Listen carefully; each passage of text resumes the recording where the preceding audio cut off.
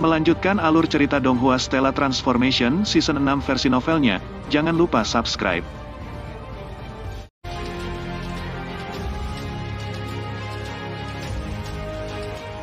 Sueyu sedikit tersenyum ke Qin Yu. Dia kemudian melihat ke kelompok wanita itu. Kalian semua hanya tahu bagaimana membuat masalah. Ayo pergi dan kembali dengan cepat. Anda tidak boleh kasar kepada Tuan Qin Yu di masa depan. Saat dia mengatakan itu, cahaya dingin melintas di mata Sueyu. Dinginnya matanya begitu dingin seolah-olah dia bisa menembus lubuk hati seseorang. Qin Yu bisa dengan jelas melihat perubahan ekspresi Sueyu. Tuan Qin Yu, Putri Jing, Putri Ling selamat tinggal. Sueyu berbalik dan sedikit tersenyum ke Qin Yu. Dia kemudian pergi memimpin kelompok wanita itu. Kakak Sueyu telah mengikuti bibiku sejak lama. Dia jauh lebih baik dibandingkan dengan kelompok wanita manja yang sombong itu. Kakak Sueyu memang orang yang sangat baik. Huang Fujing juga menambahkan. Qin Yu tetap diam, dia hanya merasa bahwa pertempuran untuk posisi Master Istana setahun dari sekarang tidak akan semudah itu. Terlepas dari apakah itu Sueyu yang baru saja dia temui atau Dong Hou yang belum dia temui, tak satu pun dari mereka akan mudah untuk dihadapi. Putri Jing Putri Ling ayo bawa aku ke mansionku dulu. Bahkan sekarang saya masih belum tahu di mana mansion itu berada, kata Qin Yu sambil tersenyum. Huang Fujing terkejut dan kemudian tersenyum dan berkata, ayo pergi tidak jauh lagi dari rumah Anda. Qin Yu terus berjalan di samping Huang Fujing. Benar saja seperti yang dikatakan Huang Fujing, mansion itu tidak jauh.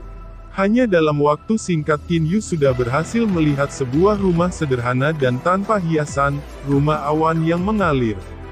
The Flowing Cloud Mansion menempati area yang sangat luas. Rumah awan mengalir ini adalah tempat di mana ayah kekaisaran sesekali akan tinggal ketika dia keluar untuk beristirahat. Tentu saja nama Flowing Cloud Mansion juga sesuatu yang diberikan oleh ayah kekaisaran saya. Setelah Anda mengambil alih mansion, Anda dapat mengubah namanya, kata Huang Fujing sambil menunjuk ke mansion. Ada lebih dari selusin pelayan di mansion. Menurut aturan selusin pelayan ini semuanya milik ayah kekaisaran saya. Setelah Anda mengambil alih mansion, para pelayan harus pergi. Namun saya melihat bahwa Anda tidak memiliki banyak orang di samping Anda. Jadi jika Anda menginginkan para pelayan ini, saya dapat berbicara dengan ayah kekaisaran saya tentang hal itu, pasti tidak akan ada masalah. Qin Yu menggelengkan kepalanya dan berkata, tidak perlu, saya punya beberapa orang. Bahkan Huang Fujing tidak tahu bahwa Qin Yu memiliki banyak pelayan dewa surgawi di alam Jianglannya. Kamu punya? Huang Fuling malah terkejut. Saya memiliki artefak ilahi spasial. Untuk saat ini semua pelayanku tinggal di sana. Qin Yu tidak repot-repot menyembunyikan ini. Bagaimanapun ini adalah sesuatu yang akan segera mereka ketahui. Artefak ilahi spasial. Huang Fuling dan Huang Fujing sama-sama terkejut. Qin Yu tidak berbicara lagi, sebaliknya dia mulai berjalan langsung ke Flowing Cloud Mansion. Ketika para pelayan dari Flowing Cloud Mansion melihat Qin Yu, mereka segera berteriak. Sesuai perintah ayah kekaisaran, mulai hari ini rumah awan mengalir ini akan menjadi milik Tuan Qin Yu. Huang Fujing berkata dengan nada resmi. Dua penjaga gerbang dari Flowing Cloud Mansion terkejut. Mereka kemudian segera membungkuk ke Qin Yu dan dua putri. Mereka tidak percaya bahwa kedua putri itu berani memalsukan perintah dari Kaisar Sage. Huang Fujing menyuruh selusin lebih pelayan meninggalkan Flowing Cloud Mansion dan setelah mengucapkan selamat tinggal pada Qin Yu, hanya ada Qin Yu dan kelompoknya yang tersisa di Flowing Cloud Mansion. Qin Yu langsung membawa keluar semua dari 100 lebih hamba dewa surgawi. Paman Fu, kamu bisa bertanggung jawab atas apa yang akan mereka lakukan. Qiu Zongfu, Anda harus membantu Paman Fu, Qin Yu memerintahkan. Ya Tuan, kata Paman Fu dan Qiu Zongfu dengan hormat. Dalam sekejap seluruh Flowing Cloud Mansion telah tumbuh hidup. Lebih dari 100 orang tiba-tiba muncul di dalam mansion itu, memang menyebabkan tempat itu menjadi ramai dengan kebisingan dan kegembiraan. Para hamba Dewa Surgawi itu juga sangat terkejut mengetahui bahwa mereka telah tiba di Gunung Emas yang menyilaukan. Di halaman Flowing Cloud Mansion, ini adalah kediaman Qin Yu. Saat ini Qin Yu dan Hei Yu ada di sini. Xiao Hei, aku berencana untuk memperbaiki klon teratai yang luar biasa. Bagaimana denganmu? Qin Yu berkata sambil melihat ke Hei Yu. Hei Yu berkata, saya berencana untuk memasuki alam Jianglan dan melanjutkan pelatihan. Saya merasa bahwa jalur tombak cahaya mengalir saya hanya pada tahap awal. Masih perlu lebih banyak pelatihan. Xiao Hei, prinsip macam apa yang diikuti jalan tombak cahaya mengalirmu? Qin Yu bertanya dengan rasa ingin tahu.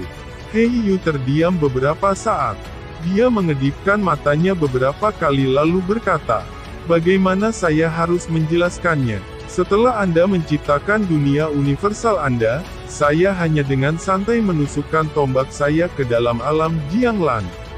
Namun pada saat tertentu, saya tiba-tiba memasuki kondisi pikiran yang eksotis. Sepertinya saya berhasil menyentuh sesuatu. Setelah itu saya membenamkan diri di dalamnya dan mulai menusukkan tombak saya tanpa henti dan secara kontroversial merasakan kondisi pikiran semacam itu. Seiring waktu berlalu, saya berangsur-angsur menjadi akrab dengan keadaan pikiran yang eksotis itu. Begitulah cara jalur tombak cahaya mengalir muncul. Qin Yu melihat ke Hei Yu dengan ekspresi bingung. Sejauh yang saya tahu selain semua jenis energi dan aturannya hanya ada hukum tata ruang dan kemudian hukum temporal tertinggi.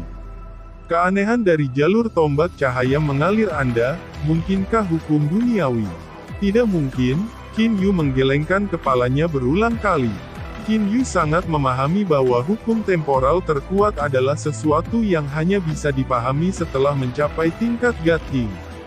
Tidak mungkin bagi seseorang untuk memahami hukum tata ruang kecuali seseorang berhasil mencapai pemahaman yang lengkap tentang hukum tata ruang. Dalam sejarah alam ilahi hanya God Kings yang mampu memahami hukum temporal. Ini adalah hukum besi dari alam ilahi. Kalau begitu Xiao Hei, mulai hari ini kamu harus terus meneliti jalur tombak cahaya yang mengalir. Namun jangan gunakan jalur tombak cahaya mengalir kecuali saat itu sedang krisis. Meskipun Dewa Surgawi tingkat tinggi mungkin masih tidak dapat mendeteksi kedalaman teknik tombak Anda, God King seharusnya bisa mengetahuinya. Jika seorang God King ingin mengetahuinya maka itu mungkin menjadi masalah. Qin Yu mengerutkan kening. Hei Yu mengangguk, kakak kamu bisa yakin? Saya tidak akan begitu saja menggunakan jalur tombak cahaya mengalir. Qin Yu menepuk bahu Hei Yu dan tertawa terbahak-bahak. Namun jika Anda harus menggunakannya maka gunakanlah. Ini juga bukan sesuatu yang terlalu serius. Jika memang ada God King yang ingin meneliti Anda, saya akan langsung mengirim Anda ke dunia universal. Biar aku lihat bagaimana God Kings bisa menemukanmu nanti. Setelah saya memperbaiki klon teratai yang luar biasa, saya akan dapat dengan mudah melarikan diri dari tangan God Kings. Setelah itu Qin Yu mengambil alam Jianglan dan meletakkannya langsung di lantai rumah halaman ini. Pada saat ini alam Jianglan berubah menjadi setitik. Xiao Hei, kamu bisa pergi dan berlatih di alam Jianglan dulu.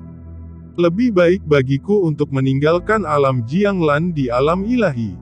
Jika saya meninggalkannya di dunia universal, maka Wulan dan mereka tidak akan dapat merasakan kesengsaraan ilahi mereka lagi. Qin Yu tersenyum.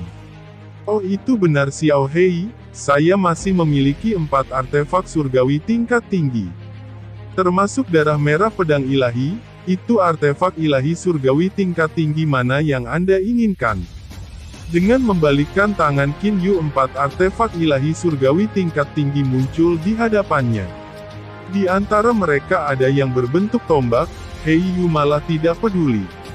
Untuk saat ini saya tidak membutuhkannya. Cloud Piercing Spear sangat cocok untukku. Bahkan sekarang saya tidak tahu dari benda apa tombak penusuk awan ini terbuat. Kekerasannya cukup kuat. Ini pasti sekeras artefak ilahi surgawi tingkat tinggi. Hanya saja itu tidak memiliki efek amplifikasi. Terlepas dari apakah itu artefak ilahi atau artefak ilahi surgawi, keduanya memiliki efek memperkuat kekuatan seseorang. Katakan saja jika Anda berubah pikiran, Qin Yu dengan ringan mengangguk. Dia kemudian mengirim He Yu ke ruang lapisan kedua dari alam Jianglan. Adapun Qin Yu sendiri ia memasuki dunia universal. Di dalam dunia universal, Qin Yu berdiri di udara. Di depannya melayang 9 petalet Magnificent Lotus. 9 petalet Magnificent Lotus ditutupi lapisan cahaya hitam. Terutama inti teratai hitamnya, cahaya hitam adalah yang paling menyilaukan di sana. Di samping 9 petalet Magnificent Lotus mengapung manik emas. Antara manik emas dan inti teratai hitam adalah transmisi energi yang tidak terputus. Itu adalah pemandangan yang sangat aneh. Terakhir kali manik emas ini hampir membekukan jiwaku. Kali ini seharusnya jauh lebih baik. Qin Yu langsung menyebarkan kesadaran ilahi dan menutupi 9 petalet Magnificent Lotus dan manik emas. Dingin sekali, dinginnya yang membekukan menembus jiwa. Jiwa baru Qin Yu mulai menggigil. Untungnya itu hanya gemetar karena kedinginan dan belum langsung membeku seperti terakhir kali. Jiwa yang baru lahir masih mampu menahan dingin. Qin Yu melihat ke inti teratai hitam dengan heran. Tidak hanya manik emasnya yang sangat dingin, inti teratai hitamnya juga sangat dingin. Hanya saja dalam hal kedinginan inti teratai hitam sedikit kurang dingin. Namun inti teratai hitam memiliki aura jiwa. Itu adalah tubuh jiwa yang dilahirkan oleh inti teratai hitam. Dunia ini benar-benar dipenuhi dengan hal-hal yang luar biasa. Bahkan tanaman dapat memiliki tubuh jiwa yang tidak sadar. Qin Yu tersentak. Dalam sekejap 2 tetes darah mengalir dari ujung jari Qin Yu. Kedua tetes darah itu masing-masing mendarat di manik emas dan inti teratai hitam. Manik emas dan inti teratai hitam menyerap tetesan darah. Inti teratai hitam terguling dari kepala biji teratai. Setelah itu inti teratai hitam dan manik emas benar-benar mulai saling menerangi dan mulai berputar satu sama lain. Mungkinkah Qin Yu punya pikiran? Dia kemudian menggelengkan kepalanya dan berkata, "Lupakan saja, mari kita coba dulu menyerap energi pasta tepung." Inti teratai hitam dan manik emas keduanya tiba-tiba menghilang. Adapun 9 petalet Magnificent Lotus yang telah kehilangan inti teratai itu ditempatkan di lokasi rahasia tertentu di dunia universal oleh Qin Yu. Lokasi itu adalah tempat yang secara khusus diciptakan Qin Yu untuk menempatkan materialnya. Qin Yu berdiri di tepi tanah, di depannya ada lapisan membran. Di luar lapisan membran ini adalah ruang pasta tepung tak terbatas. Lapisan membran ini selain Qin Yu tidak ada orang lain terlepas dari seberapa kuat mereka akan mampu menembusnya. Energi gelap dan kuning tampaknya terkait erat dengan dunia semesta. Inti teratai hitam dan manik emas yang telah berputar satu sama lain tanpa henti berputar seperti taiji. Qin Yu mengendalikan sinar energi pasta tepung dan membawanya. Dalam sekejap ia tersedot oleh taiji ini.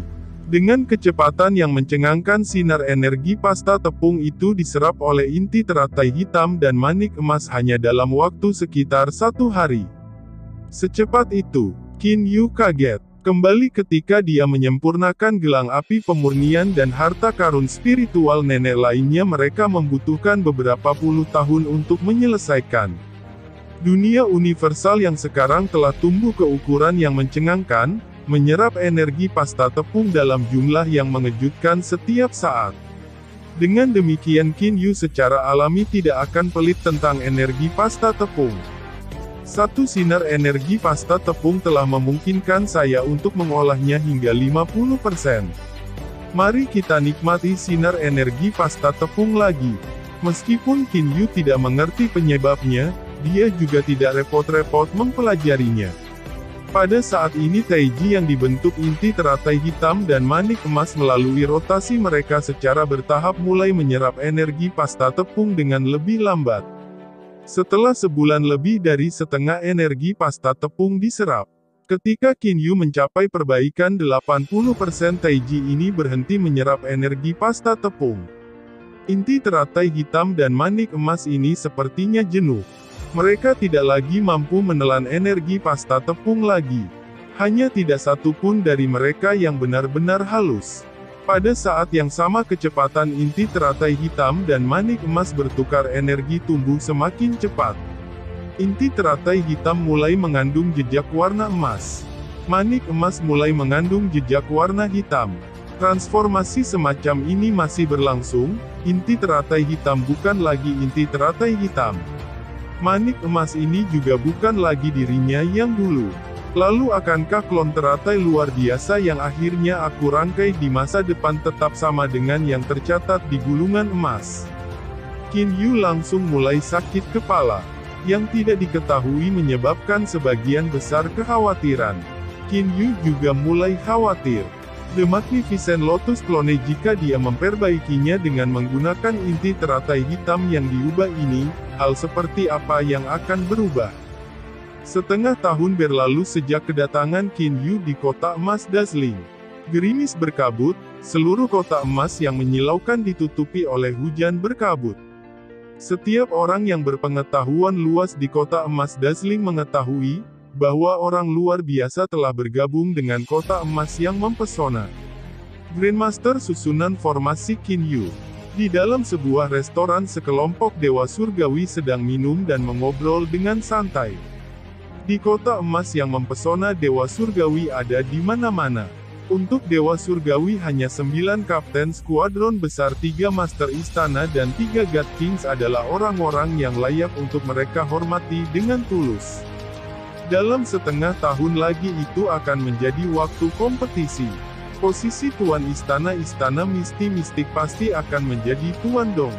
Wanita dari Istana 100 Bunga dan Grandmaster susunan formasi itu juga ingin menjadi Tuan Istana. Mereka harus melihat dulu prestasi dan kontribusi apa yang telah mereka berikan. Seorang pria kekar berkulit gelap dengan rambut panjang dan jenggot dengan dingin menderu dan berkata, "Di meja ini ada 4 pria kekar minum anggur dan mengobrol." Segera seseorang membantah, "Kakak kedua kamu tidak bisa mengatakannya seperti itu. Nyonya Sueyu juga merupakan dewa surgawi tingkat tinggi, dia sangat kuat. Bahkan Grandmaster formasi Arai Qin Yu, dia adalah seseorang yang bahkan Qiu Zongfu bersedia menjadi pengantarnya. Anda pernah mendengar tentang Qiu Zongfu itu bukan? Nama besar dewa surgawi tingkat tinggi Qiu Zongfu cukup terkenal di wilayah timur alam ilahi. Tidak hanya itu, saya juga telah mendengar bahwa Flowing Cloud Mansion tempat tinggal Tuan Qin Yu saat ini memiliki lebih dari 100 pelayan dewa surgawi. Para pelayan dewa surgawi itu bukan berasal dari tentara dewa surgawi kami atau tentara kota kekaisaran, sebaliknya semua pelayan itu secara pribadi dibawa oleh Tuan Qin Yu," kata pria paling ramping di antara 4 dengan napas kagum. "Untuk satu orang yang memiliki lebih dari 100 pelayan dewa surgawi, kurasa bahkan gubernur kota pun tidak akan bisa menandingi itu." Terbukti 3 orang lainnya juga pernah mendengar soal ini, benar-benar luar biasa. Lebih dari 100 hamba dewa surgawi, dari mana mereka berasal? Qin Yu, dia adalah seseorang yang akan berjuang untuk posisi Master Istana dari Misty Mystic Palace. Tepat setelah datang ke sini dia adalah seorang Grandmaster dari susunan formasi yang telah memperoleh dukungan dari Kaisar Sage Timur tertinggi. Bahkan sebelum dia menunjukkan wajahnya di sekitar sini, sejumlah besar orang di seluruh kota emas yang mempesona sudah mulai mendiskusikannya. 4 kepala Istana Agung. Satu-satunya posisi Palace Master yang kosong Misty Mystic Palace, Master siapa yang akan mendapatkannya? Ini masih belum diketahui sama sekali. The Flowing Cloud Mansion sibuk dengan kebisingan dan kegembiraan. Banyak dewa surgawi berkumpul mengobrol atau berdebat. Adapun halaman tempat Qin Yu berlatih tidak ada seorang pun di dekat sana.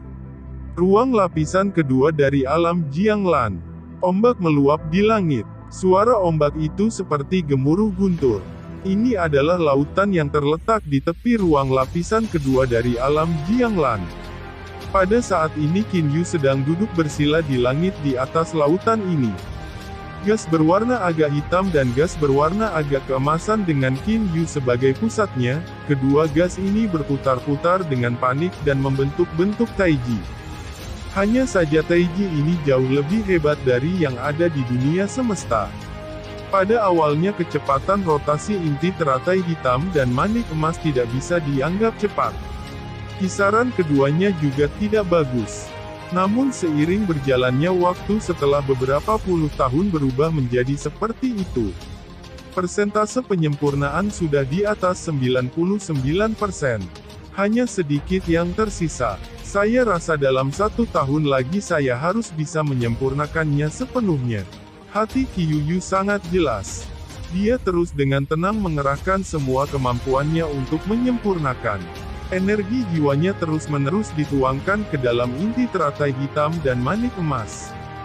Di sekitar inti teratai hitam dan manik emas saat ini sebagian dari lingkungan mereka telah berubah menjadi gas. Waktu berlalu dalam sekejap mata, 1,5 tahun telah berlalu. Perkiraan Qin Yu salah. Dia awalnya mengira itu hanya membutuhkan 1 tahun.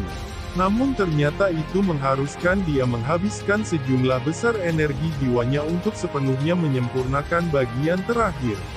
Setelah 1,5 tahun dia berhasil menyempurnakan kedua item tersebut. Saat ini, Qin Yu berdiri di atas gelombang tak berujung.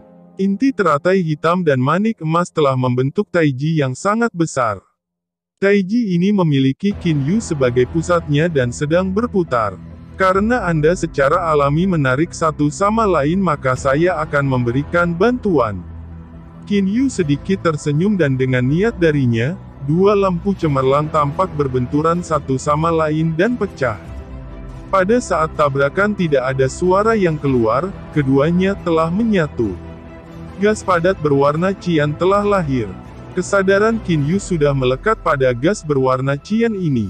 Seperti menerima pencerahan, Qin Yu segera memahami apa yang telah terjadi.